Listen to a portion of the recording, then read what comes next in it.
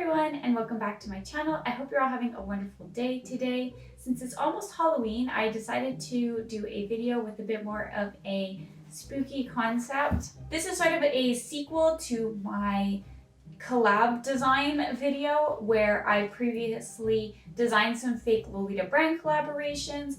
This time I'm specifically going to be designing coordinates or dresses to match horror movies or horror icons. And if I sound a little bit sick, it's because I am. I've got my 2 packs of echinacea here and I'm trying to make this cold go away. So please bear with me there. So I'm actually a pretty big fan of horror movies. I've mentioned this in previous videos, I think. I got into it a few years ago, so I'm definitely still playing catch up with a lot of the really iconic stuff. So for the designs, I picked movies that I've seen and I tried to do a variety of different types of horror movies. So if your favorite one is not here, feel free to drop it in the comments below and maybe I'll revisit this concept at another time. Let's get into it. Okay, so the first one was actually requested by my friend Prince. I asked him to give me a suggestion and he said Pinhead from Hellraiser, which I believe is a favorite of his in terms of horror movies. I've only seen the first movie in the Hellraiser series, but I really love the designs of the Cenobites. I'm not sure how it's pronounced. And Pinhead obviously is like really iconic and I feel like really is beloved by queer people because like the design is not super binary in terms of gender, right? And because of that, I decided to go with more of an elegant gothic aristocratic style. I thought it would suit the silhouette of Pinhead's design, and EGA for men and women is not super duper different. There's more of a feminine edge to everything, but a lot of the feminine stuff has more masculine components like vests and button-up shirts and that kind of thing. So the basic components of this outfit are a shirt, a corset, a skirt, shoes, a purse, and a choker, and a little headpiece. And primarily I chose to use pleather or a fake latexy fabric and lace.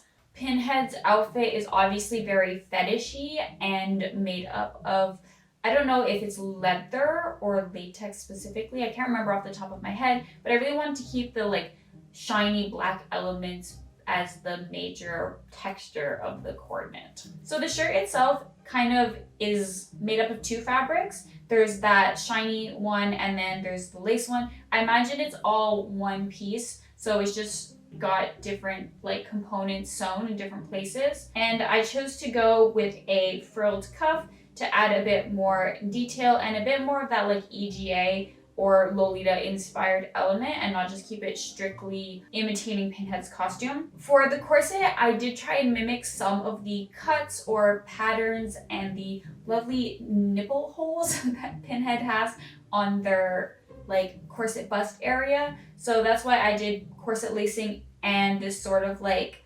triangular lacing at the bottom or in the middle. Of course, Pinhead is like covered in chains and studs, so I did try and incorporate them in a few places around the waist where they have like a bunch of keys and shit, and then at the choker area as well. The skirt is actually inspired by a moitié skirt that was like a pleated leather skirt, so it's basically the same thing. And I think the most notable thing apart from that would be the bag, which in my drawing is just a cube, but would be the actual puzzle box from Hellraiser. Like it would have that pattern on it.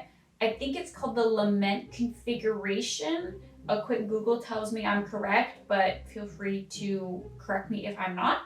And of course the most iconic thing about Pinhead's design is their pinhead, and I couldn't find a really clear way to imitate that in this outfit. So instead what I did was just put a spiked headband for the headpiece. It's pretty simple. I think it calls back to the design enough, and typically I don't really think a coordinate like this would require a super elaborate headpiece because the outfit itself is kind of simple other than the corset and a few details here and there. I imagine the main focus of it is really being all black shiny material with some pops of like lace, the metal chains, and the red. I think that calls back to the spirit of Pinhead's design. The majority of this cord was inspired by moitié, but I was also inspired by a few meta bustiers / corsets. And just like in my last video, the inspirations will be linked in the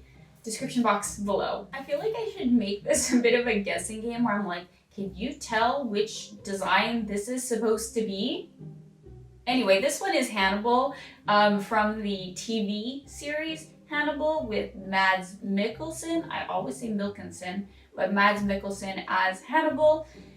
You know, my tragic or dark past is that I was a major super hulock, so I was obsessed with Hannibal, and I still really love the show despite some of its faults. But I really wanted to include Hannibal because it was really formative to my like enjoyment of horror. It's one of the first horror pieces of media that I remember loving, and I think that Mads Mikkelsen's portrayal of Hannibal is really iconic, just as iconic as Anthony Hopkins in Silence of the Lambs, and it just is something that I really enjoy.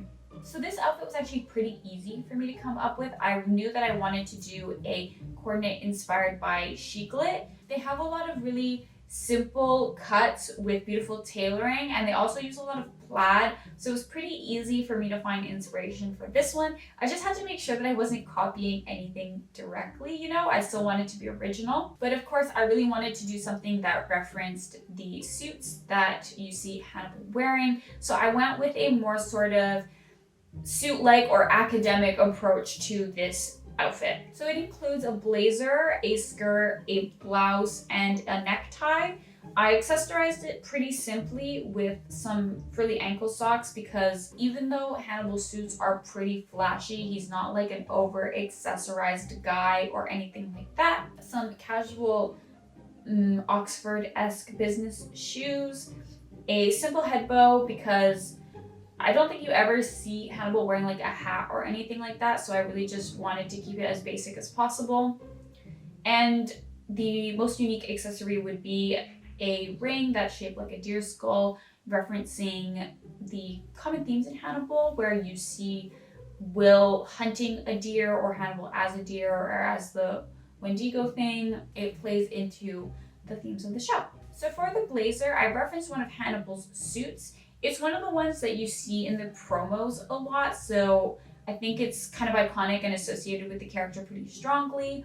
I imitated the lapels, the matching vest underneath, and the pocket with the handkerchief thing in it. And then of course the skirt doesn't really match the pants or anything like that. I just wanted it to be a simple, clean Lolita design, and I made the colors of the plaid and the handkerchief and all that match the colors of Hannibal's suit coordinate. I'm at the point where I'm calling like every outfit a coordinate, and I can't like think of the word outfit half the time. And for something that is a bit more unique to the character, I also included this Lolita raincoat. For those who haven't seen the show, Hannibal wears this like horrendous plastic suit when he goes murdering, which doesn't really make sense because he doesn't cover his hair. I never understood this, like if his hair fell out, can't they do shit with hair? Maybe, I don't know, forensic stuff like that. But it just always seemed weird, but it's kind of, I don't know, beloved by the fan base in its ridiculousness, so I had to include it here. It's just a simple transparent raincoat with some more white solid details and a belt with a ribbon to keep it in the Lolita sphere. I just really wanted to include it as a nod to the character. So next is one of two J-horrors that I decided to reference. This one is Perfect Blue, which is an animated movie by legendary director Satoshi Kon. I really wanted to include an animated movie because I actually work in animation and I love Satoshi Kon's movies. I'm sad to this day about his passing because I think he is probably one of the greatest directors of all time, and his animated movies are some of my favorites. Perfect Blue is a really hard movie to watch, but it's an amazing psychological thriller / horror, and I think that it has some of the most beautiful art and complex storytelling that I've ever seen. You might not know that it's a horror movie by the way I designed the dress though. I referenced AP's ballet prints and ballet themed dresses because the main character of Perfect Blue is an idol, a J-pop idol, and I thought that the costumes that she wears do kind of resemble ballet or like dance inspired pieces. And I wanted to combine the aesthetics of her red outfit and her white and pink outfit that you see at the beginning of the movie, because I like details of both, so I decided to just do like a red colorway and a white and pink one. Some of the elements that I kept the same are the tears on the dress, the little bow in her hair, the gloves, and the high socks that she wears. And I was inspired by her shoes. They're sort of sandals, but I changed them into heels and kept some of the like ribbon frill elements the same. The pink and white dress has these ties at the shoulders, and I was inspired by that for the coordinate, but I decided to add some sleeves just to make it more in line with the Lolita aesthetic.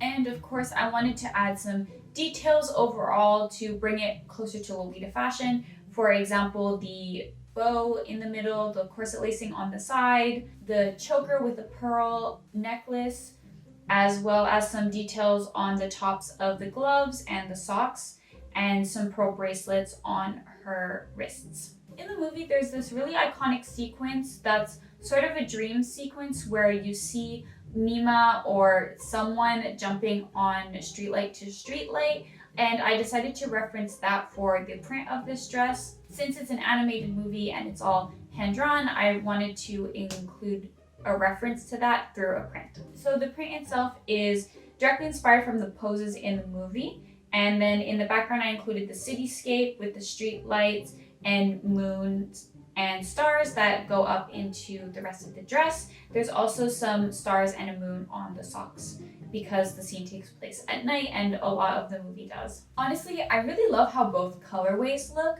I feel like if this existed, of course, I would get the white and pink one, but I love the stark contrast of the white and red. And I think that the red dress is probably more iconic to the movie because a lot of the most dramatic sequences happen with that red dress on. But I am curious to know which one you prefer. And I'm gonna follow that one up with the other J-horror I'm referencing, which is the classic Audition. I watched Audition rather recently, and actually I'm not a huge fan of this movie, but I don't think that you can really deny its impact on horror in general, horror fans, and how we talk about women in horror. It just didn't really suit my personal taste in movies. This one I think is rather easy to explain. I really wanted to keep the silhouette and the colors as close to the original design as possible. The outfit that Asami wears at the end of the movie is probably one of the most iconic parts of the character, and I was designing this when I realized that what I was drawing really closely resembled the Summer Tales Boutique Swan collection. So I just wanted to include that as a reference here. I didn't mean to like copy it because like I said, I try and actually invent something that's specific to the character. What I was trying to do was a BTSB heart-shaped apron in latex. That was more my inspiration, but because the gloves and the headdress resemble the Summer Tales Boutique one, I just went ahead and made the gloves and the headdress a direct reference to their collection. It's kind of unconventional for Lolita, but I did add the sort of leather straps that are a part of Asami's outfit. I just felt like they were too like necessary to the design to leave out. The design itself is just so simple that I feel like all the elements need to be there for it to be recognizable. Other than that, I kept it pretty simple. The blouse and the skirt are referencing old school BTSSB. I really wanted to emphasize that contrast between sweet, older, more reserved fashion and this like dark, edgy, latexy element. I think that's pretty integral to Asami's character. Next, we have one of the earliest horror movies that I ever watched, which is Carrie, and I'm talking about the 1976 film. Carrie is really one of those quintessential horror movie characters. You can't talk about horror, and you definitely can't talk about women in horror without talking about Carrie. I haven't seen the other versions of the movie. the more modern ones, but I just generally love the look and design in the costuming of the 1976 film, so I rolled with that one, and I still think it's like the most impactful in terms of pop culture to this day. Of course, this design is quite far from the original. Lolita fashion just does not suit the sleek 70s aesthetic of the movie, but I will explain my approach. Of course, I was inspired by Hime Lolita and Jesus Diamante, so Hime Gyaru, and that's because I really wanted to stick to that princessy, really girly, almost fairy tale element of Carrie's opportunity to go to prom and become prom queen, which of course, I don't know, spoiler alert for Carrie, but it is just a fairy tale, right? And I specifically wanted to reference the blood dumping, so that's why this coordinate goes from red to a very pale pink. Carrie's dress is a pink, but I toned it down a little bit to make the contrast between the red and the clean part of the dress a bit more obvious. The cut itself of the dress is a sort of baby doll cut, but that's referencing the cut of Carrie's dress specifically, which has like that super high waist.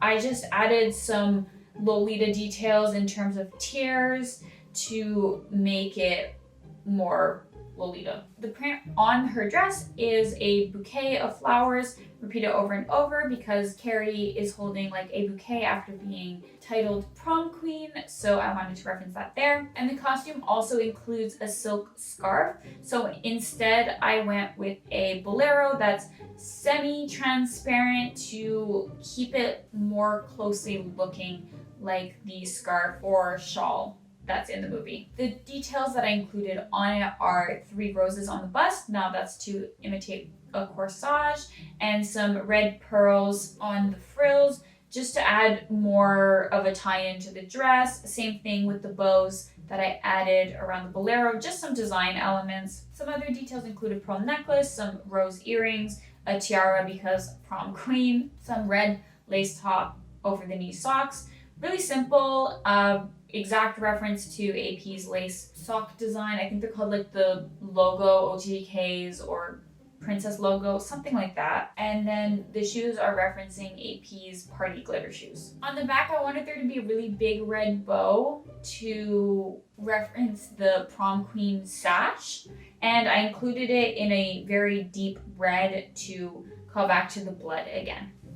And lastly but not least, this is the one that actually inspired the whole series. I did it last, but it was my first idea, and that is a Freddy Lita Nightmare on Elm Street collaboration. I was inspired primarily by H. Naoto and Putumayo, basically the typical idea of punk Lolita, and I wanted to make something, you know, very tacky and fun.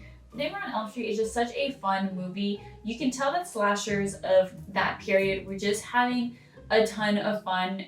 Also, the fact that Freddy is like a literal supernatural creature and not just a dude with a knife is more interesting and still kind of unique to this day in terms of slasher movies. So for the outfit, the base of it is obviously Freddy's iconic green and red sweater. Don't know why that guy ran around wearing Christmas colors, but good for him. And instead of it being a sweater, because I felt like that was too obvious and didn't really blend in with Lolita super well, I made it arm warmers and leg warmers. Again, tacky, I know, but I just think it's fun here. The cutso has the original poster for Nightmare on Elm Street. Obviously, Freddy doesn't run around wearing the poster for his own movie, but I just thought it would be cool in a collaboration to use the poster because those old horror movie posters that were actually painted, I think are really cool and generally speaking become really well known and associated with the movie. I think the colors and design of this poster do lend themselves to that like punk Lolita look too. I shredded the top of the cutso because Freddy's shirt is shredded, and I added some spikes on it and throughout the cord because Freddy has those claw fingers, which are just such a dramatic weapon to have. Like, this guy's fucking ridiculous. Of course, for punk Lolita, you can't go wrong with a plaid skirt, so I used that red and green again to make the plaid. Added some tiers to make it a bit more cutesy, and some chains with some spikes, 3 spikes to be specific for Freddy's weapon again. And the last thing to reference his weapon was some actual ring claws. I don't think this cord would be complete without a set of 3 of them. It would be a really cool and subtle accessory that would reference the movie. And finally, a mini hat that is literally just Freddy's hat with some spikes and a ribbon. This would probably look terrible in real life, I'm gonna admit it. Like the hat specifically, because it's such a not cute style of hat, but I had to include it. It's too like specific to the character to let go, and I also just think it's kind of funny to include in a Lolita cord. And there you have it. Those are all the designs for this video. I know I could have done so much more, and it was really hard to narrow it down just to 6. I could have done this video with just iconic slashers like Ghostface and Jason and Leatherface, but I really wanted to go for more variety than that.